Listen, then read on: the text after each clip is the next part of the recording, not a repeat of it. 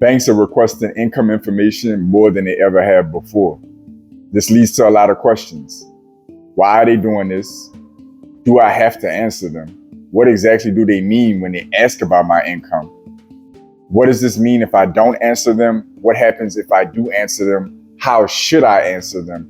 And how does this affect my relationship with the bank and my access to financial resources like credit cards, etc., by answering or not answering? We're going to discuss all of that in this video. I'm JP from Blueprint for Prosperity Network, bringing you the information that you need to master relationship banking and maximize your borrowing capacity so you can customize your blueprint for prosperity.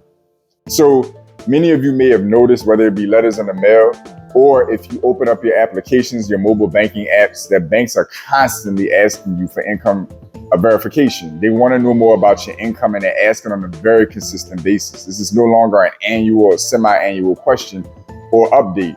This has become a frequent, sometimes nearly every other day question that they're asking. The first thing you want to know is, why are banks even doing this? Why are they constantly asking me about my income? The reason for that is risk assessment. They're looking to learn more about their clientele base and their customer base so they can understand the risk level that they're taking with each client. Your income is essential to your banking relationship. It's essential to the financial institution itself. The bank is literally the center hub for money to come into and pass through. So their entire setup, their product lineup, how they profit, the risk they take is all determined by that financial health of their clientele. And your financial health is largely determined by your income. So them having an understanding of your income allows them to understand the risk that they're taking and the potential they may have based on each client. So that's the main reason that banks are looking to verify income, and they're doing it at the frequent level.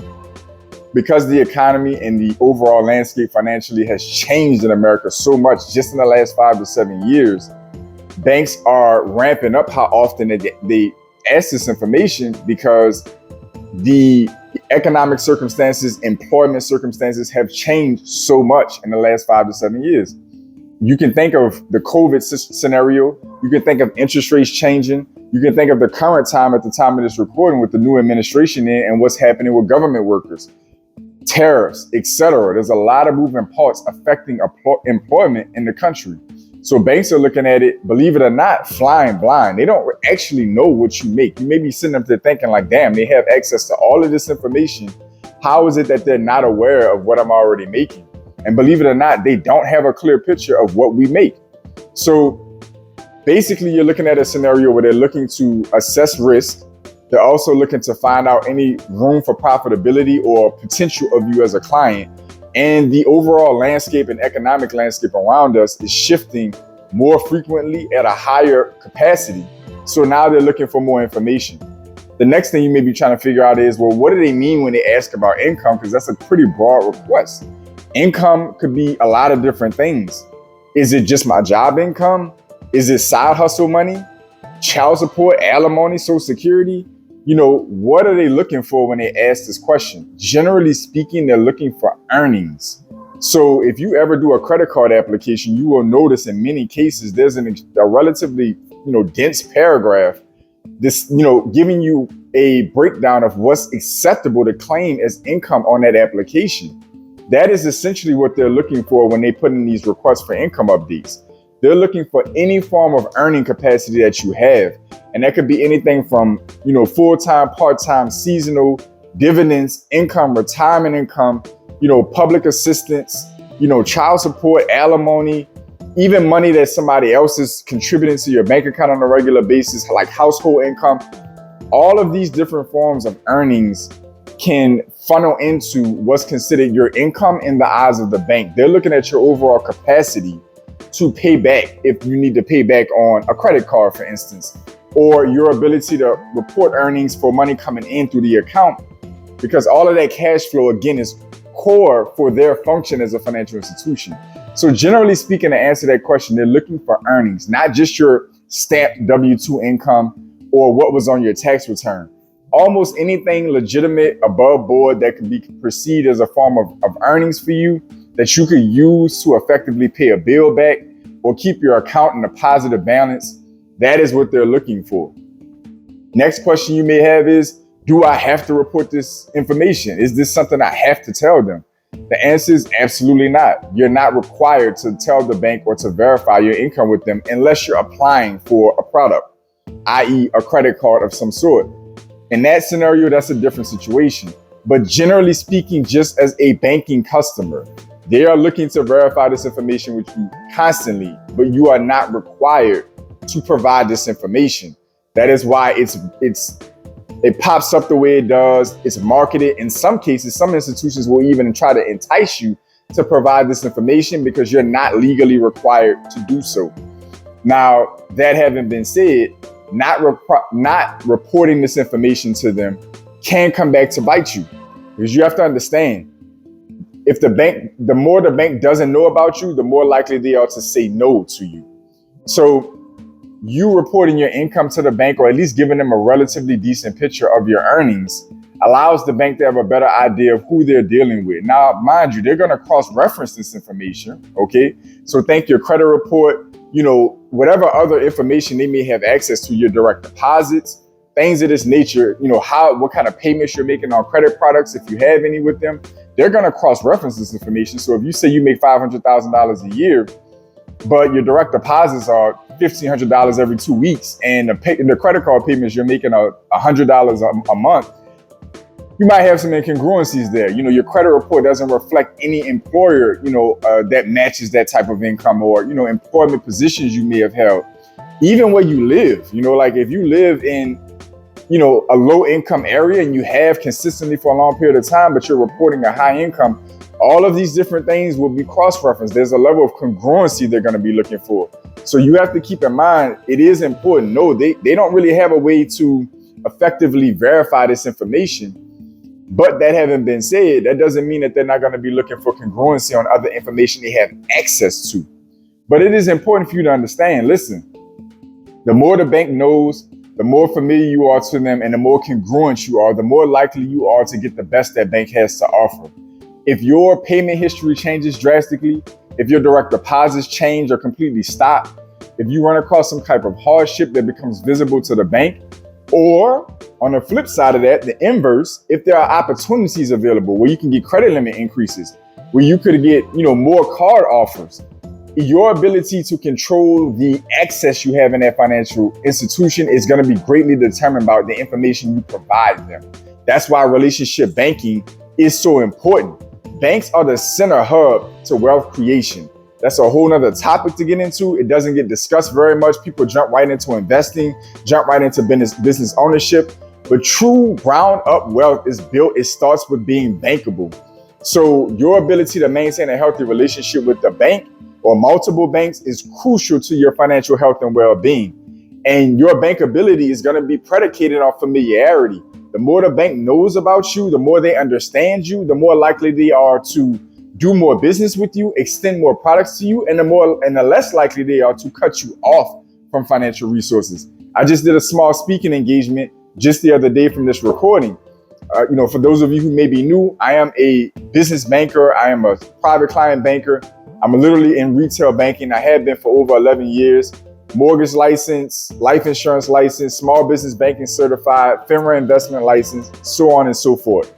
That having been said, I've taken the time out to do speaking engagements and educational seminars in my community, usually pro bono on my own time, working with individuals and business owners, prospective home buyers, etc., providing them with information to, access more financial resources. And I just had a attendee talk about how they were banking with a particular financial institution.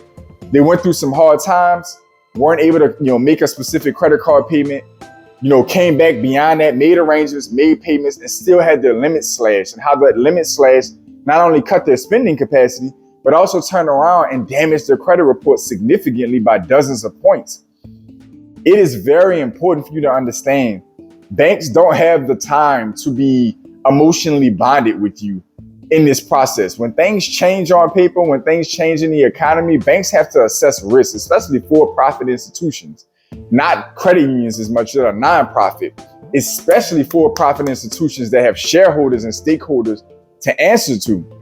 They have a totally different mission and purpose behind that institution. So the second you start to look riskier, your behavior changes for the worse. The first thing they're going to do is say, who's this client? Who's this customer? If there's enough information on board, you've been banking long enough, you have a broad enough banking relationship and history, that may make the difference. The more they know about you, you've reported your income consistently, it's been congruent with the other data, that may make the difference in them cutting your limits or leaving them the same, or at least buying you some time before they start to assess cutting your limits and cutting your access to financial resources. Same thing on the other side of the spectrum. They start to increase your credit limits automatically. They turn around and start to offer you more pre-approved or flat out approved products, giving you access to more financial resources that can help broaden out and stabilize your financial health and the resources you have available to you in a crunch. So this information is vital for you to understand. You have to be mindful about how secretive you are, or your lack of understanding of why a bank may be looking to verify this information with you. It's not just because they're not just nosy, and not responding to them or responding incorrectly to them can make the difference between the health of your banking relationship, the health of your access to capital and other financial resources. So the next question might be, as we work towards closing this out, how should I report this? What information should I report? What should I maybe keep close to the chest? When you're updating your information with the banks, or updating your income information in particular, it is important for you to try to be as honest as you can be. They're going to cross-reference a lot of information. And again, the second, for whatever reasons, it comes up that, you're in a crunch, or there's some signs that, things are falling apart or looking shaky, they're going to be looking at this information and holding you accountable for it.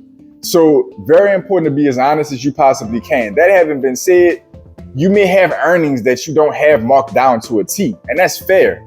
At the end of the day, you know that you're getting a household income, but you don't know what it is to the penny. You're making side gig money, but it fluctuates. So, sometimes you're getting tips, you're getting bonuses, etc. These things are reasonable for you not to have a down to the penny dollar amount to. So you want to be within a certain range, right? Maybe it's 10 or 15% variation or room for wiggle room from what you report. You make $60,000, you put down $60,000 a year. Maybe you actually make 65 or 70, or maybe you make 57 or 55 or 53. But at the end of the day, you're in that proximity on income. That's reasonable for a financial institution. When you start to have 20, 30, 40, 50% fluctuations in what you're reporting versus, other information that's being reported, or more big deltas in what you're saying you earn versus your activity, behavior, and other data that they have access to, that's when you might be looking at a problem. So the first thing is, be honest as you possibly can. Be reasonable in the spread that you provide. You want to tilt it in your favor a little bit. You got some other income or some other sources of earnings coming in that you're like, might be a little wiggle room here. Go for it. At the end of the day, it's not going to likely be verified information, and you're not likely going to have to verify unless you're applying for certain products with the bank. On the flip side of that, is it okay for you to shelter if you have a dip in your income? Technically, yes. You don't have the right to, you don't have a law or a mandate to report income fluctuations. You might temporarily run into a dip in your income. Maybe you keep that one close to the chest and just leave things flat based on where you were. Your goal is to get back to where you were anyway. Obviously, if you have a dip in your income, you're not going to be looking to stay there. So within reason, maybe you don't say anything. You're not applying for something where you're forced to disclose the truth, and it's just a general income request, update request. Maybe you keep that one close to the chest and either don't answer or leave it as the last reported income you have. It's important for you to understand that you should keep up with what you're reporting on your income.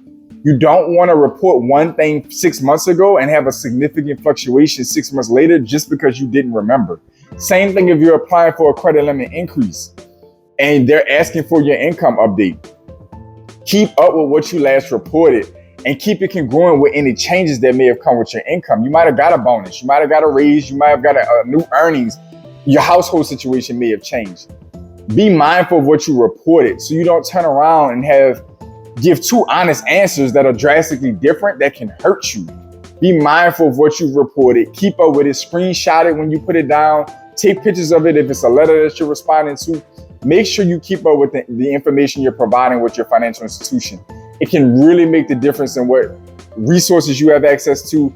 It can really make the difference of the growth and development of the relationship with the bank, or the mitigating or the pulling back of that financial institution from you and closing off financial resources and other banking products to you that can help stabilize and advance your finances. So be mindful of this information. Now, that having been said, I want you to drop any comments or questions you have below. Has your bank been doing a lot of income verifications or income checkups on you, in recent times? What have you been putting down? Have you been answering them at all? The information I've covered in this video, has it helped you have clarity on how to respond to this and the value of responding to this? Comment down below and let me know what you think and where you stand with this. Other than that, let me know what institutions you're banking with and how those relationships are developing. Do you understand the value of being bankable and how it correlates to your overall financial wealth and well-being? Comment that down below. Other than that, to all my pioneers, welcome back. To my new viewers, welcome in. I want each of you to like, comment, share, subscribe, support the channel so the channel can reinvest and support you. Other than that, I want you to check me out on Instagram. The links to that will be down below. We're starting to slowly branch out into other social media platforms so we can broaden out our community, our committee, our baseline, so we can continue to connect, share information, share experiences. So the links will be in the description down below for that. I want each and every one of you to stay focused, stay in motion. I'll see y'all soon.